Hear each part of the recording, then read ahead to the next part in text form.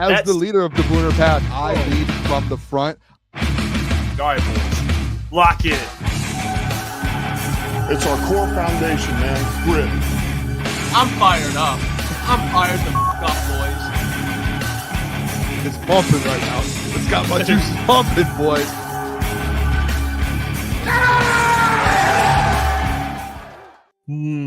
My goodness.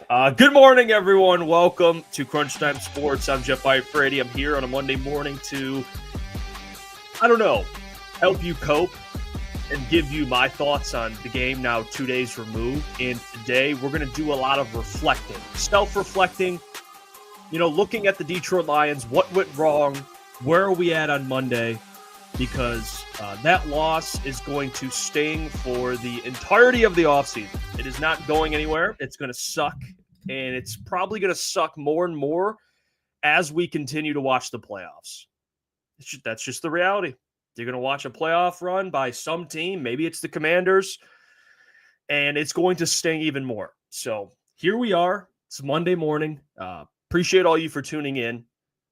I see Tyler, Steve-O, Ryan already here. I put a poll in the chat. Who do you blame the most? Goff, the defense, or the coaches? Meaning really, Dan Campbell, Aaron Glenn, Ben Johnson. Because you can't just blame Aaron Glenn and Ben Johnson without mentioning Dan Campbell, because he is a part of both staffs when it comes to game planning. So he's at just as much blame as those guys are. But you can go ahead and vote in that poll. We'll talk about it today, and we'll go through kind of what I think. And, even though the loss still stings, I'm not too much removed from where I was the post-game show. And if you guys tuned into that, me and the fellas kind of went through where we were at post-game and what we thought went wrong for the Detroit Lions. And I think it's honestly, in the poll, maybe a trick question, because I still believe on Monday, it's all of them.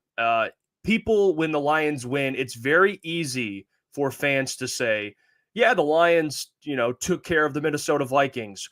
Who do we credit? Jameer, the defense, Goff. You can bring up multiple players. But when the Lions lose, people want to bring up one guy or one thing.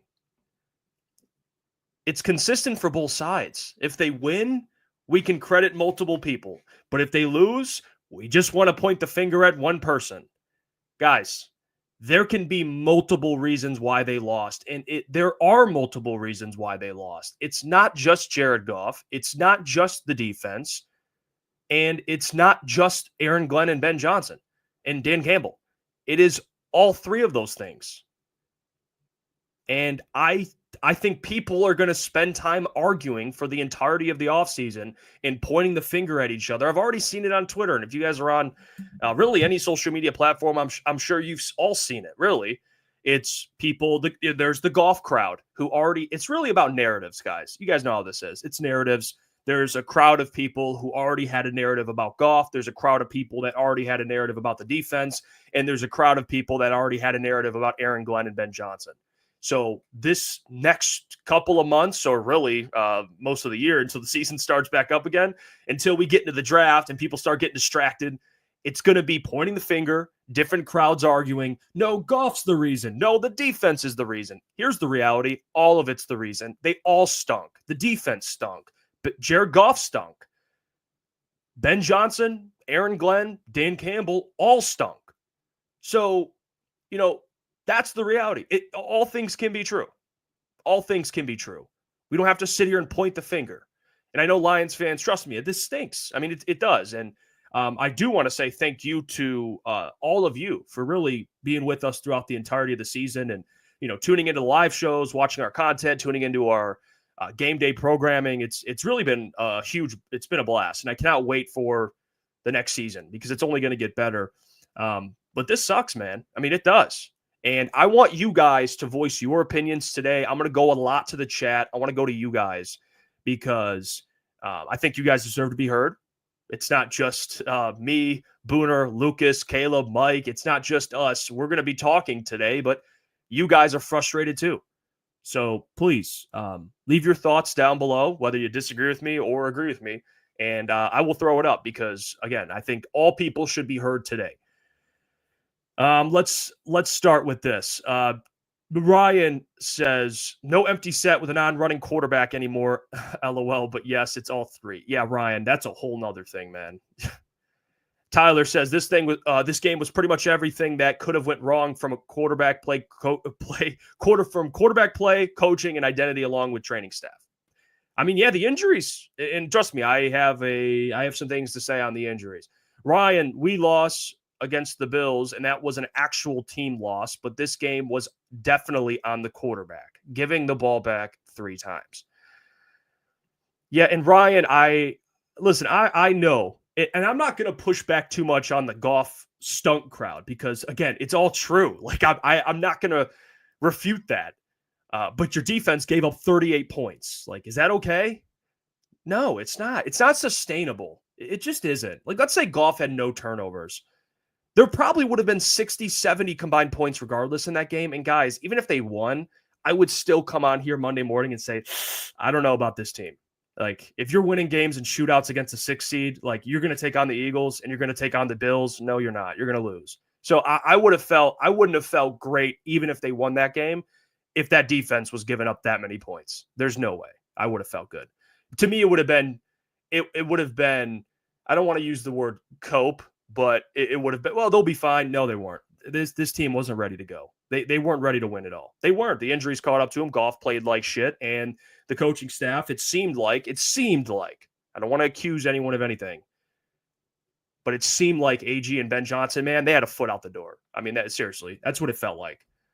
It felt like Ben Johnson coached with a foot out the door.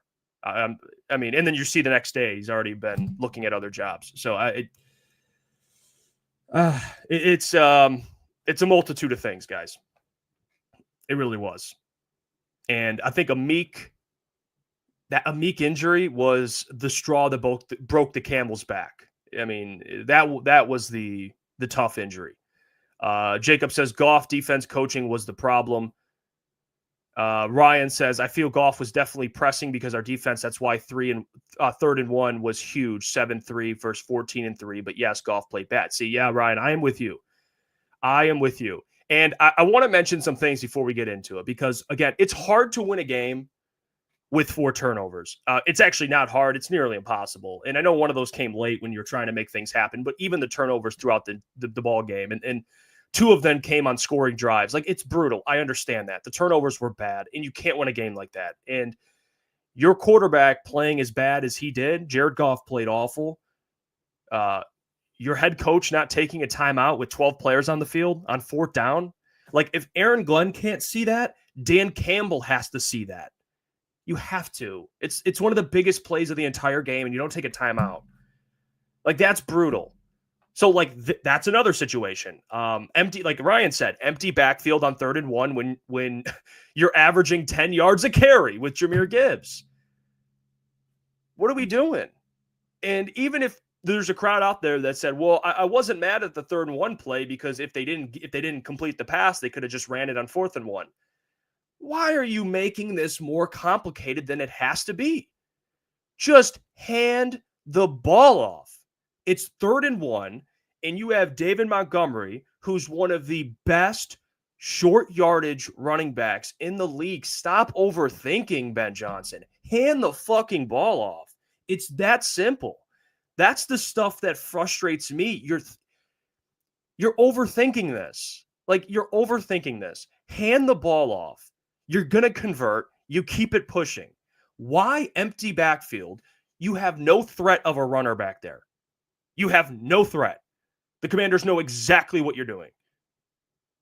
Like, you know that's a risk when you drop back. A turnover's always a risk. So limit the risk. Hand the ball off. Hand the ball off, dude.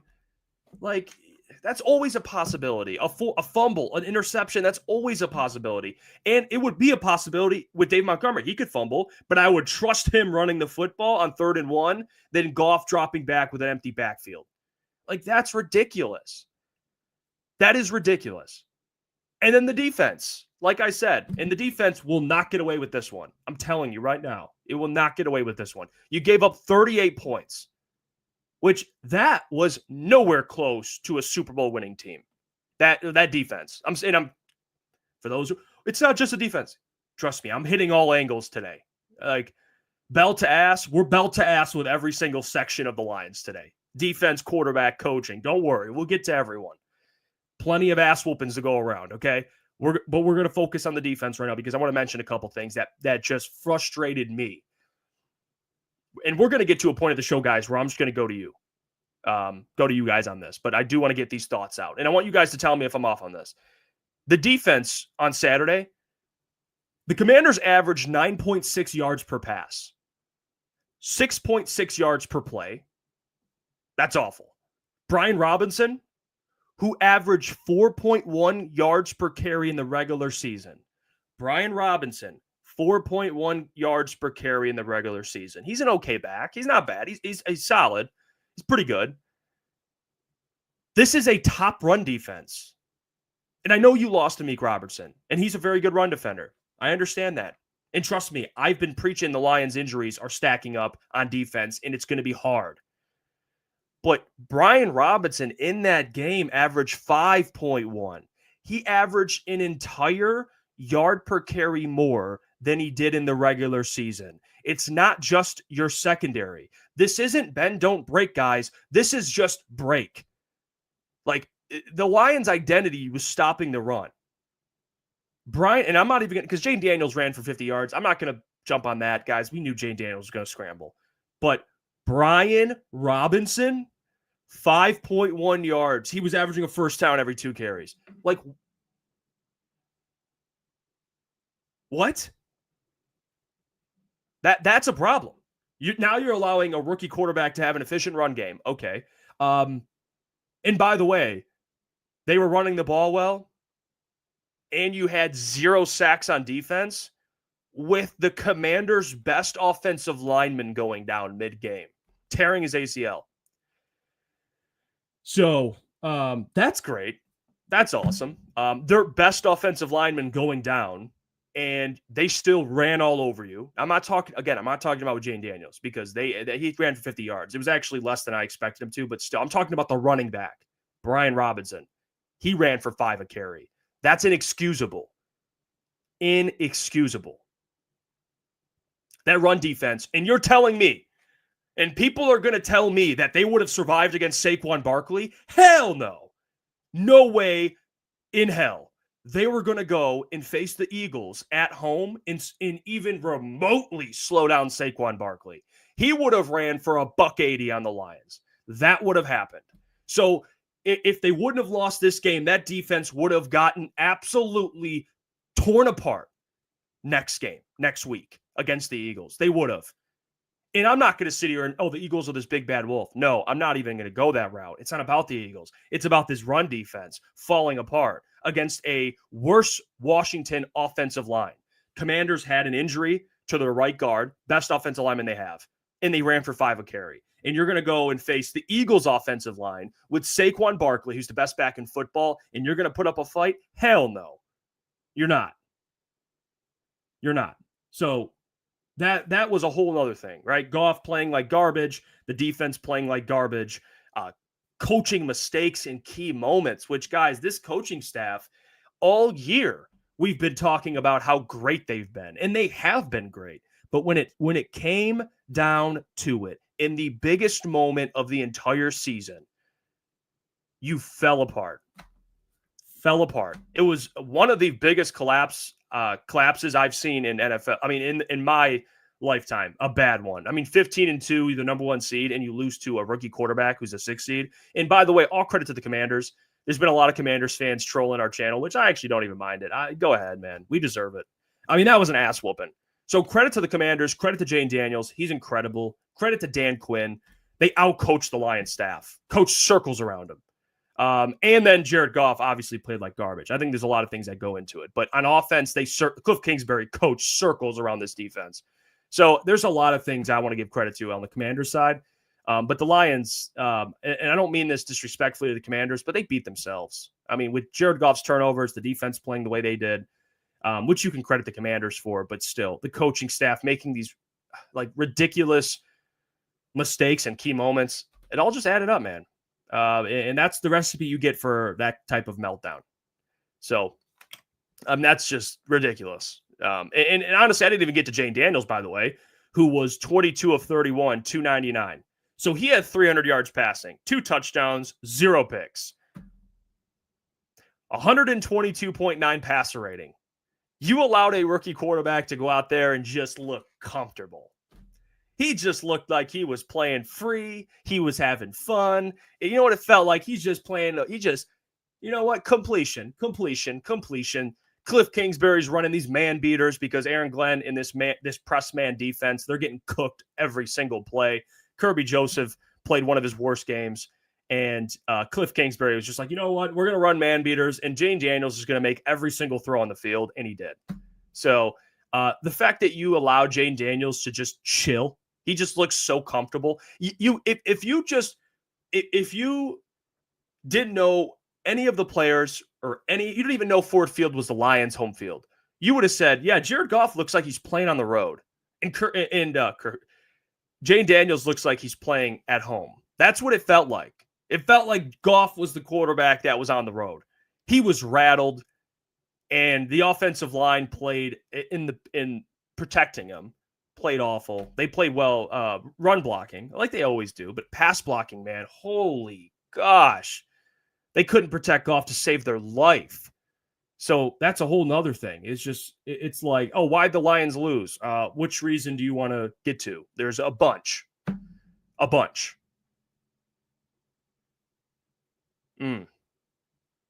That was ridiculous. I mean, Jane Daniels. And credit to him, he's a great quarterback, but there's no way in hell he should be looking like that. And I tried telling the fellas on the show, and this was my biggest thing, guys. It's not even about me being right about the defense, okay? Because it's not about that. It's about the reality. This defense, after the injuries, after Aiden Hutchinson goes down, after Aleem McNeil goes down, Carlton Davis, Derek Barnes, Marcus Davenport, Malcolm Rodriguez, Amik Robertson, and I can name plenty more. You can't look at that many injuries, like key injuries, by the way, like key injuries, and convince yourself that you're still going to overcome. I mean, you guys watch NFL games this weekend. I'm sure all of you tuned into most of the games. Defense matters. It does. And turnovers do as well. And the Ravens turn the ball over too many times and lost. So turnovers obviously matter. But it's also your defense. Like, even last year. Let's look at last year, guys. Last year in the NFC Championship game, and honestly through that playoff stretch, Goff played well.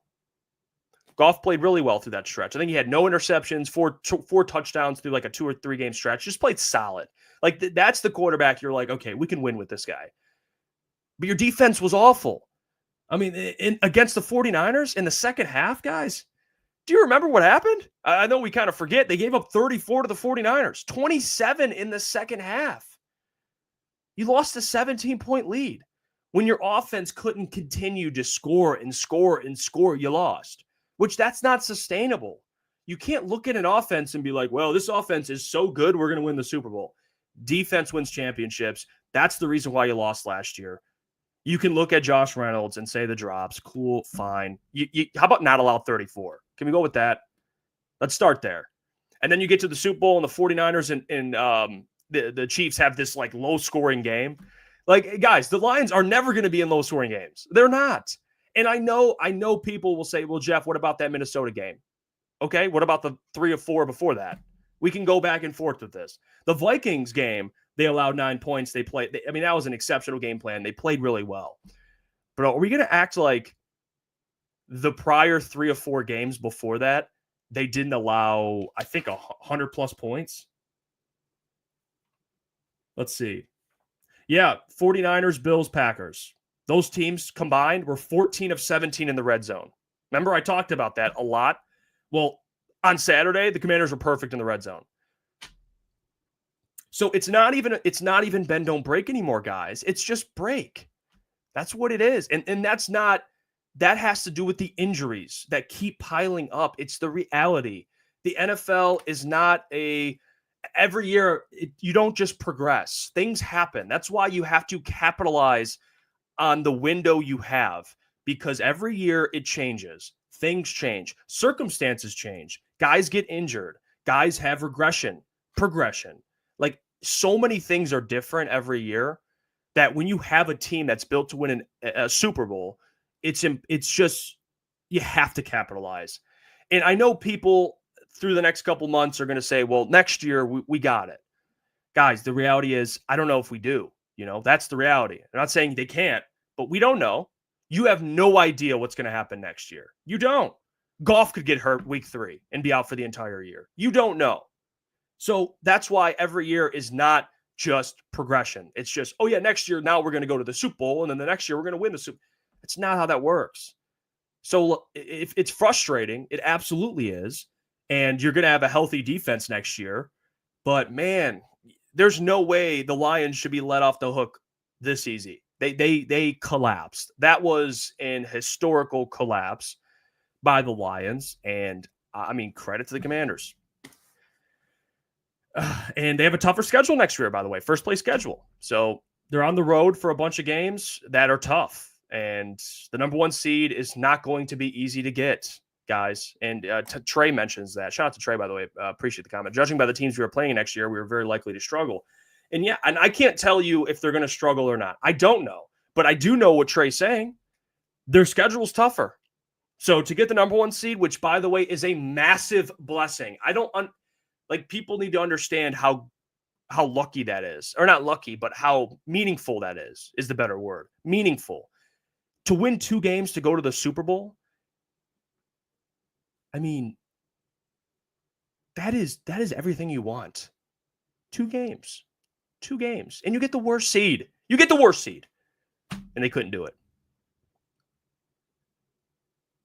I mean, you had it. You had the 1 seed. It's just, I can't believe it, man. I mean, what a fucking collapse. Like that is honestly, guys, I don't even have the words for it. They picked the worst game to have their worst game. I mean, that's just as simple as that. Pick the worst game to have their worst game. Man. And I again, and this is, by the way, we have our first comment. And by the way, appreciate you, Ian, for tuning in. But Ian, look me in the eyes. You really believe this comment? The Lions ain't play bad. Goff played bad. You don't even believe that comment. And you know that. And I mentioned this earlier, and I'll say it again. People are quick to credit multiple people with a win, but no one wants to blame multiple people for a loss. It's bullshit. It's when they lose, it's one person. When they win, it's a bunch of people. Ian, you know that's not true. Goff played like ass. He played bad, and there's no defending that. But if you think this defense played well, whatever you're smoking, let me try it. Because there is no way you can look at that game on Saturday and just think that Goff played bad. There's no way. There's no way. There's so much more. There's a lot more to figure out than just Goff playing bad. And the defense was awful, and it's actually not just that game they were awful. They were awful against the 49ers, Bills, Packers, and that was without Anzalone. And when Anzalone returned against the Vikings, everyone thought it was patched up. And I had my reserves. I was like, man, you know what? Maybe people are right. Maybe Anzalone makes that big of an impact. No, I was wrong. It's not just Anzalone, because one player can't make that big of an impact. It's hard. It's hard. When you lose so many guys, it's not like Anzalone can just be like, all right, guys, let's just be a top 10 defense. No, they lost to Meek, and Meek was a huge loss. But that defense was not Super Bowl caliber. And I'm sorry, in today's NFL, you're not going to just have a good offense and make a Super Bowl run and win it and keep winning defense or keep winning Super Bowls. It's just, it's crazy. It's crazy. And here's the thing that I want to bring up to people. And it's honestly just a thought. And Ian says, who kept the defense on the field? Jared Goff turned it over 4 times. And Ian, again, that's fair. And we're going to argue about semantics. Ian, if you disagree that there's multiple things to blame, I don't know what to tell you. If you think it's just Jared Goff, then that's fine. To each his own. I vehemently disagree. It's the defense. It's Jared Goff. It's the coaching staff. I would even blame them for some of the mistakes they made in key moments. But I'll say this.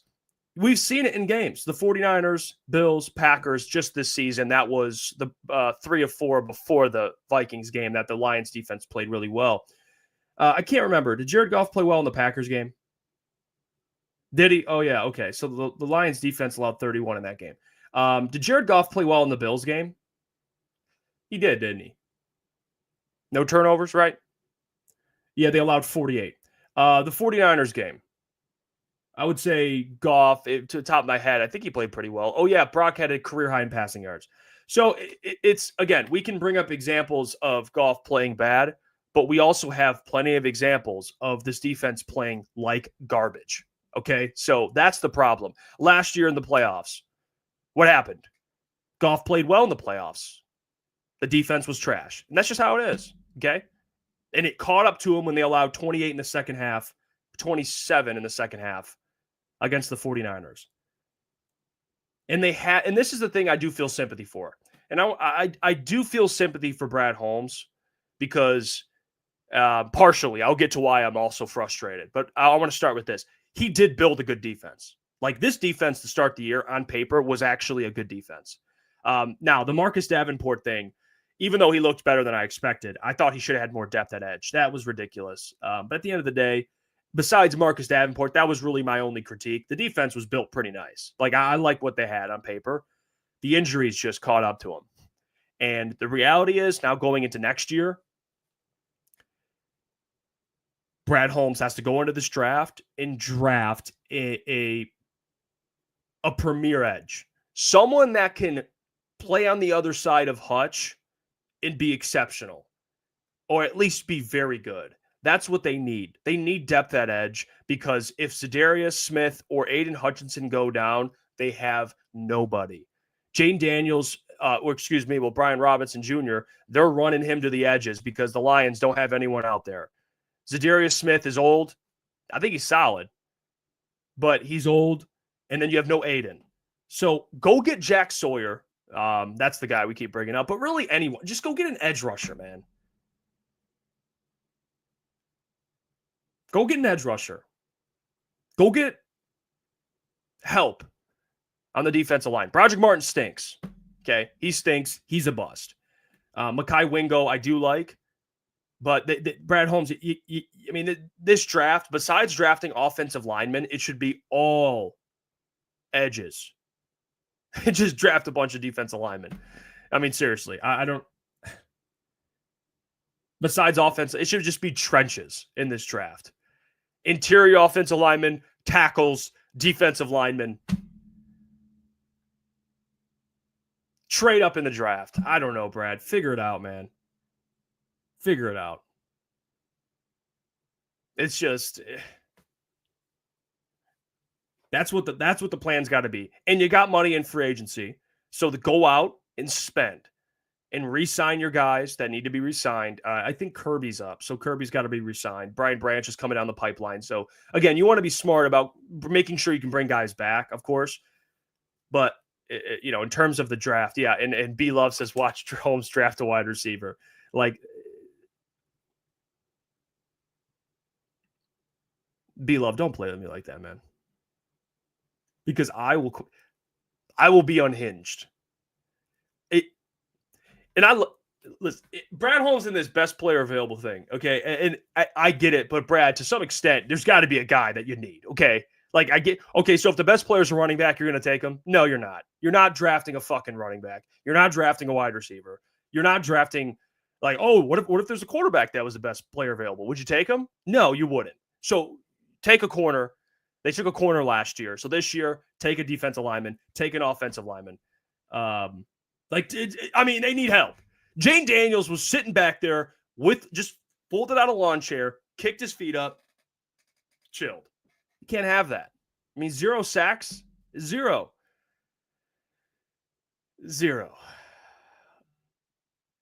Tom says, I can't believe the Commanders Cancuned our ass. I mean, yeah, I can't believe it either. And Ben Johnson, to this point, Michigan owns Bama and Ohio State. Ben Johnson not feeding Gibbs, forcing pass plays, forced injury demo, forcing trick plays, having J-Mo throw when the season was on the line. Pathetic. Yeah. I mean, to your point, Michigan, I would agree with all those. And I think Ben Johnson not feeding Gibbs was a crime. Like, that was a crime. That dude's averaging 10 yards a carry. He should have gotten 20 to 25 carries through the start of the game. Just keep feeding that man. Keep feeding him. Keep feeding him. And why are you rotating in Dave Montgomery? Why? Like, I get when Gibbs needs a rest, but besides that, he should be getting a majority of the carries the way he was playing.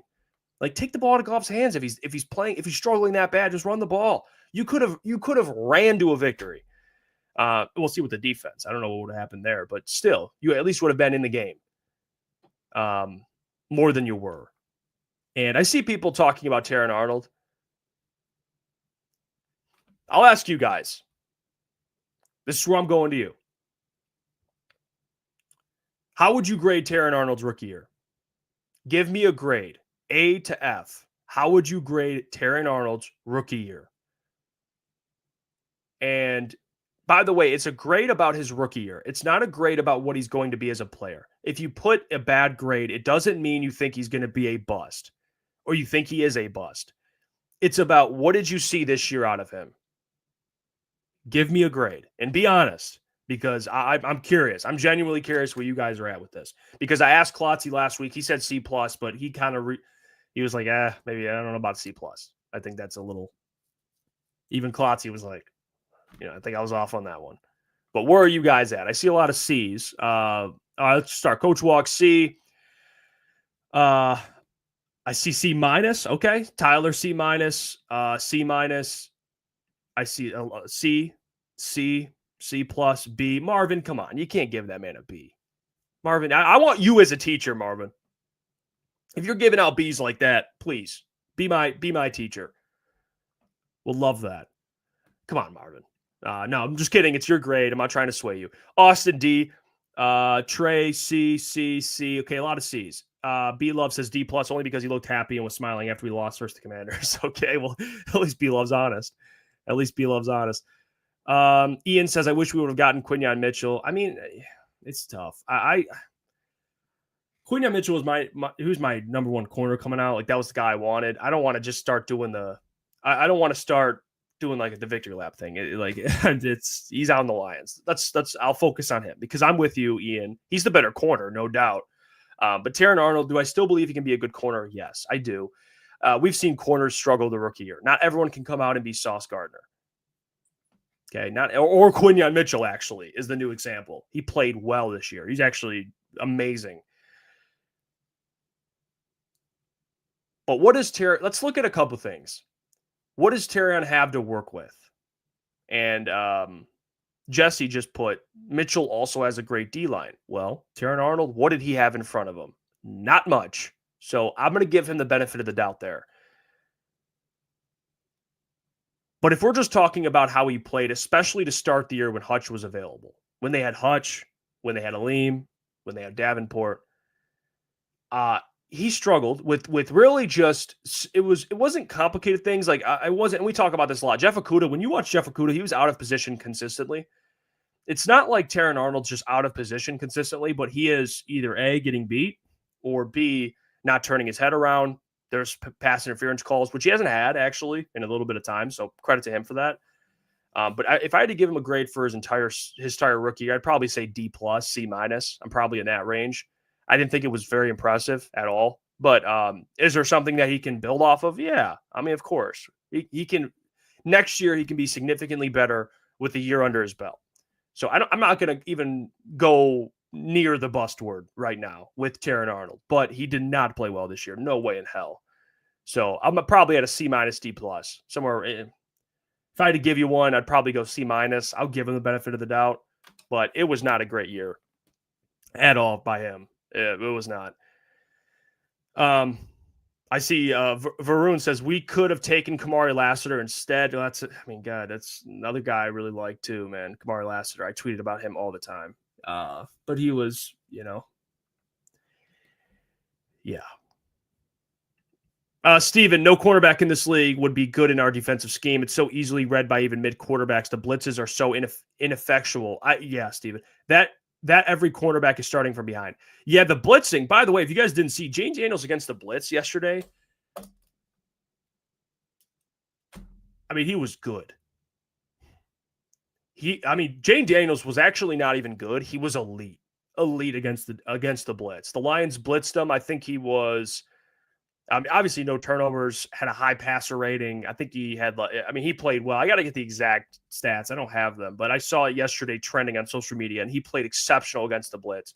Jared Goff, on the other hand, when he was blitzed, I think he was like 4-14 in a pick or something like that. He played awful. So that really, they can't get to, and I saw a stat last week on Twitter, someone tweeting out, like, oh, this Lions defensive line is forcing a lot of pressure. No, they're not. They're not forcing any pressure, man. They're not. And they did it against Sam Darnold, but Sam Darnold folded like a cheap lawn chair. And you also have to take into consideration Sam Darnold missed throws in that game that were open.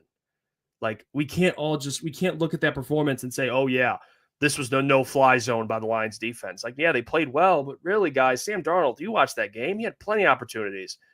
He missed Jordan Addison wide open. He missed Justin Jefferson wide open. He missed guys wide open. He just did. And then Amik played really well situationally against Justin Jefferson. But let's not act like this Lions defense just took over that game and was they were the best defensive performance of the year. Like, ugh.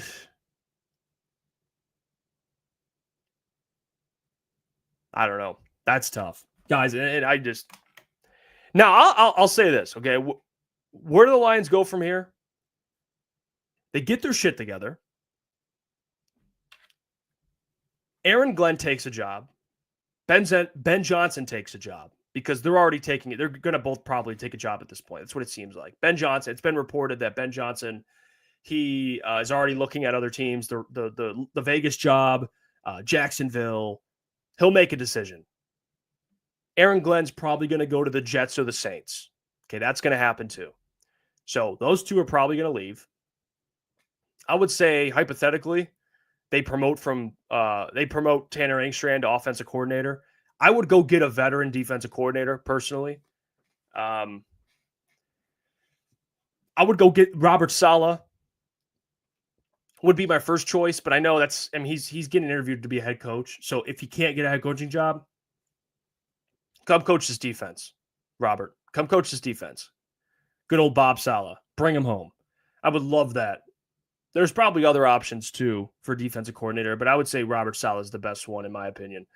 But if you can get Robert Saleh and you have Tanner Engstrand as your offensive coordinator, I really do think he's going to be solid, Tanner. And he's been in the system, so he kind of knows what to expect. They can bring in a different offensive coordinator, but for this offense, just how it's constructed, it works so well that I would like someone from within the organization to just take it over. They already know what they like, what they don't like. I don't want a new OC to come in and bring his philosophies, his schemes, what he likes. The defense needs a whole fucking makeover. So I would, bring in Robert Saleh and let him do whatever he wants. But yeah, offense I would promote from within. I think Tanner Engstrand would be a good pick. And Calvin, I think Calvin goes with Aaron Glenn, but we'll see with that. We'll see what happens.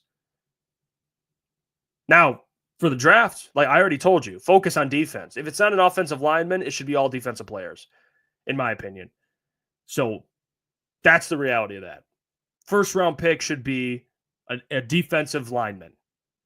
A defensive lineman. Josh Paschal, Levi Onwuzurike, they're not working out to be second, third round picks. Well, both were second round picks. So second round picks. They both have failed that. So Brad Holmes has not been hitting on defensive linemen as much as we hope. And Mekhi Wingo's one that's been very good. By the way, I'll give him credit for that one. And Aiden Hutchinson, it's like, yeah, I still give him credit for not messing it up, but he was an obvious one. But he could have messed it up. Like the Jags messed it up. Now, they still got a good player, but, it's not always easy when you have the number one overall pick. But besides that, like Josh, Levi, nope, not cutting it. Go draft a defensive lineman in the first round. And then in the second round, we'll talk about it, but it's got to be on defense. Someone, please.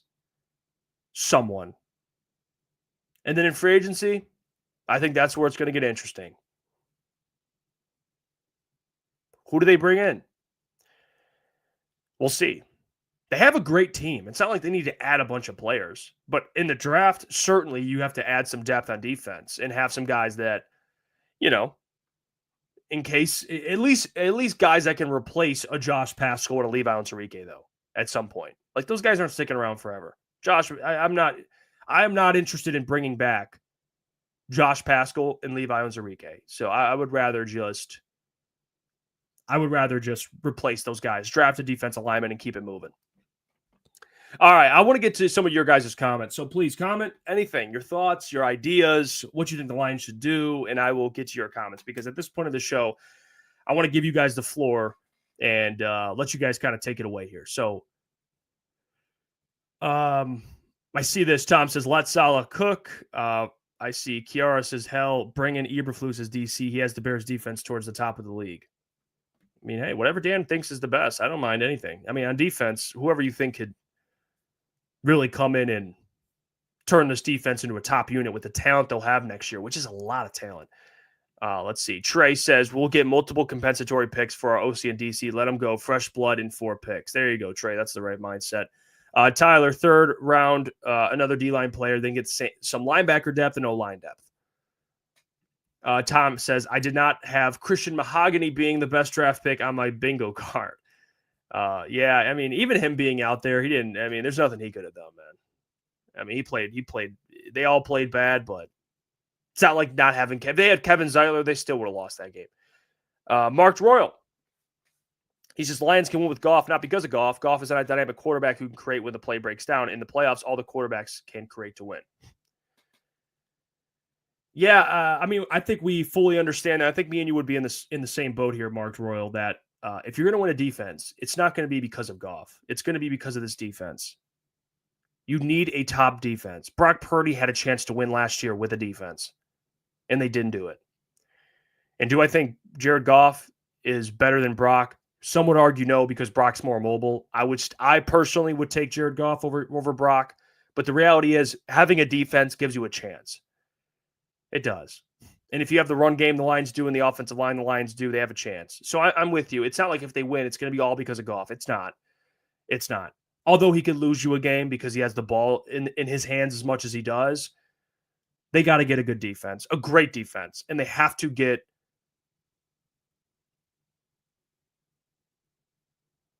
on defense, really. It just is, man. Offensive linemen, they have it all. Like offensive line, running backs, wide receivers. Yeah, it's ridiculous. Trey says, what you're saying is that if we have a perfect team surrounding Goff, then we can win. What is Patrick Mahomes? Does Patrick Mahomes have a perfect team surrounding him? No. Okay, hear me out, Trey. I think we can both agree that Jared Goff is not Patrick Mahomes. Okay, Patrick Mahomes is the exception. And I would even say Jared Goff is not Josh Allen. Jared Goff is not Lamar Jackson. Jared Goff, I think he isn't Joe Burrow, but he's under those guys. He is not those guys. We can all mutually agree there. But what does he have? And he's had a defense. Remember when they faced the Buccaneers and he ran for his life everywhere and got destroyed because they didn't have an O-line? They gave him an O-line. And he's the guy that can overcome not having a good O-line. And, he can overcome. But that's Mahomes, though. Jared Goff's not going to do that. So I agree with you, Trey, that Lions fans have to understand it's going to be tougher for you to do it than, of course, Mahomes would be because it's Mahomes. He's just that guy. But you have to have a defense. You have to have a run game. And you have to have an offensive line that can protect you. Even Tom Brady always had top 15 defenses. And yeah, that's true. You need defenses in general. I know people are going to point at the mobile quarterback thing, which is true. The last 4 quarterbacks in the Super Bowl or in the NFC Championship and AFC Championship game are all mobile. Like, I understand that. They are all mobile. But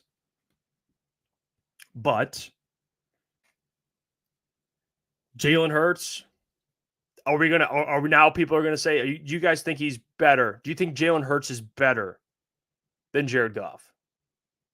Because I don't. And he's more mobile. I understand that. But Jalen Hurts, dude, that the Eagles are winning because of three things. Saquon Barkley, the offensive line, and that defensive line, and the defense. Like it's again, I always say this too. Football is a team game until it isn't. Like the Eagles have a team. They have a great team. And I do agree with Mark Royal. Hurts is more dynamic. He is. He can run. But actually beating teams from the pocket, Goff can do that better than Jalen Hurts. And that's the reality. Goff's not going to be able to run around. He isn't. And I understand that stinks. But the Lions are stuck with him. He's here for a long term. And you guys know me. I've always been a big Hendon Hooker guy. But the reality is, like, he's not getting that opportunity ever. And we'll never really know. But Jalen Hurts, I'm still, and you guys might say you'll take Jalen Hurts over Jared Goff. I'm going to go with Jared Goff. I think Jared Goff's better than Jalen Hurts. I just do. Throwing the football, man, sitting in the pocket and making plays. Jared Goff's better. More mobile, yeah, you give it to Jalen Hurts. But the whole point of that is the Eagles aren't there because of Jalen Hurts. I mean, they're not there because of Jalen fucking Hurts. They are not. They're there because of Saquon, the O-line, the defense, and Jalen Hurts is basically just not messing up. He's just, which is good. Like, that's fine. And I don't know if Eagles fans are watching, like, oh, this guy stinks. I'm just being honest with you guys. I have a buddy of mine who's an Eagles fan. I'm very honest with him about that. He understands that, and he agrees. It's like, he thinks Jalen Hurts is better than what I'm saying, but he still is like, yeah, you're right. Like, Jalen Hurts isn't making mistakes. That's all they're asking him to do. He's not as good of a pocket passer as Goff is. But my point is, you got to get this defense in order. You got to have a top 10 defense next year, man. Top 10, please. And you have to have this offense back to where it was this year, which I think they can. I'm curious if Tanner Engstrand is, what kind of he's at, what he looks like as a coordinator. And real quick, Nick. Well, Jalen Hurts plays well enough to reach Super Bowls consistently. Correct me if I'm wrong, but they both have been to one. So confused on that. I don't know what you mean by consistently. But and I believe in that Super Bowl too, Jalen Hurts missed someone. It might have been AJ Brown. Missed someone in a key moment. But anyway, it doesn't matter. Yeah, you can go with Jalen Hurts, man. That's fine. Jalen Hurts is, I'm not saying he's a bad quarterback. I would take Jared Goff right now over Jalen Hurts. I just would. And that's fine. You can disagree with that. It's okay. And I know people are going to be all over Goff, but the point of the stream and the point of what I'm saying today, guys, is it's going to be multiple things. It's the defense. It's Jared Goff. Okay. It's the coaches. They failed as a team. Okay. When you win games, people credit multiple people. When you lose, people blame one person. It's not how that works. Okay. There's multiple reasons why they lost. If you want to use an argument to fit your narrative, go be it. So be it. Go do whatever you want to do. But the reality is, Jared Goff lost that game by shitting the bed. The defense lost that game by allowing Jane Daniels to look like one of the greatest quarterbacks I've ever seen.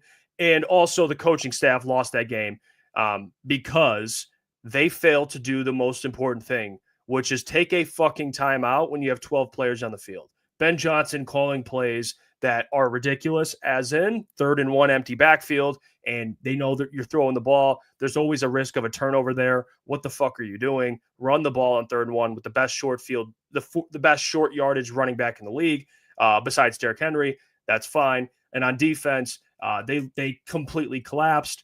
There's so many angles to this. I mean, and if people want to say, well, the Lions can't do it because they don't have a mobile quarterback, that's fine, because last year he played well in the playoffs. He reached the NFC Championship game. He played well in that game, and then your defense shit the bed. So if you want it to be all on Goff right now, go ahead. People were real quiet last year, and after the game against the 49ers, if I'm not mistaken, the collective with Lions fans was, oh, we need to fix this defense. But now all of a sudden, the defense deserves no blame. Like, people got to get their head out of their ass and look at this team and say it's multiple things. Okay, guys? It's It's Goff, it's the defense. Certainly it's the defense, because we've seen this defense fail more times in the playoffs the last 2 years than Jared Goff has. That's the reality. I'm keeping it a buck with you. If we're going to go that route, if we're going to play the blame game, one of the two has failed more often than the other. So let's keep it a stack. And the defense has 27 in the second half against the 49ers last year. That's a fucking meltdown. So we can play that route. We can go that route. It's okay. Michael says, Washington played how I thought Detroit would play. We were severely outcoached. I mean, yeah, they were outcoached, which is a rarity, but it happens. It happens.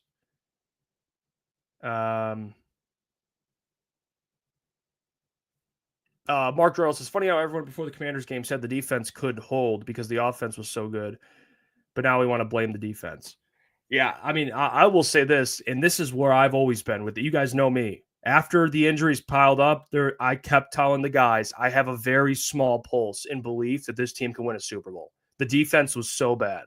And, like, I don't know how you can lose all these guys on defense and still cope and still actually believe they have a chance. You know, like, that's the problem. And I thought they beat the Commanders. I mean, I didn't think they'd lose to this team, but I'm going to be honest with you. I was not ready to have a conversation this week if the Lions advanced, because it would have gotten real uncomfortable, because the Commanders are the Commanders and they took care of the Lions, and credit to them, but I thought the Lions could get past them. I don't know if the Lions would have won. No way they would have won the whole thing, let alone reach the Super Bowl, honestly. So even if they got by the Commanders, they still had other things they had to figure out. And I'm telling you, this defense was going to catch up to them, and it did.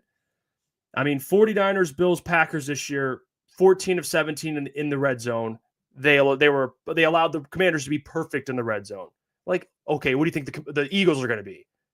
Fucking perfect in the end zone. They were going to score on pretty much every drive. So it's just, and that's going to win a Super Bowl? No, it's not. It's not going to win a Super Bowl. It's not. And if people want to keep using the Vikings as a measuring stick, go ahead, man. We got to be consistent. Are the Vikings contenders? No, they're frauds. So if you want to use, well, they played well against the Vikings. Okay, how'd they play against the Bills, a legit Super Bowl team? Oh, yeah, they gave up 48. It's like, okay, there you go. You know? That's the reality. People want to use the Vikings as an example, but don't want to use the Bills. It's like, okay, which one are we using, guys? Which one apply? Which one's better to use in an argument? I would say the Bills, because that's a legit Super Bowl team, and they gave up 50 points. And Goff, by the way, Goff balled in that game. We just forget that too? My gosh, it's like Goff balled. I mean, he had like 4 or 5 touchdowns, 400 yards. We've seen it. And the defense shit the bed. Like, the defense shit the bed. You can't lose as many guys as they lost and still be afloat. You just can't. You just can't. And I appreciate all of you today, man. And again, even the people that disagree. We all, this is the thing I want to make very clear. We all agree to some extent. I know it. I know it. Even the Goff people, even the defense people, and even the coaching people that go after the coaches. We all agree to some extent. People just want to be right. But the reality is there isn't really anything to be right about. They're all right. All things can be true. The defense, Jared Goff, coaching, they all collapsed in the biggest game of the year. I mean, that's the reality. All things can be true, and I don't think really the people that are arguing as far off as we think. So that'll be it for today. Appreciate all you. We will be live tonight, 8 p.m. to 10 p.m. So come hang out. The boys will probably get into arguments. Maybe not. Maybe so. It'll be a good one. But until then, love you guys. We're almost at 12K. I think we're like 50 away from 12K, which is massive. And it's all because of you guys. So until tonight, I will catch you. But until then, appreciate you all. and go Lions.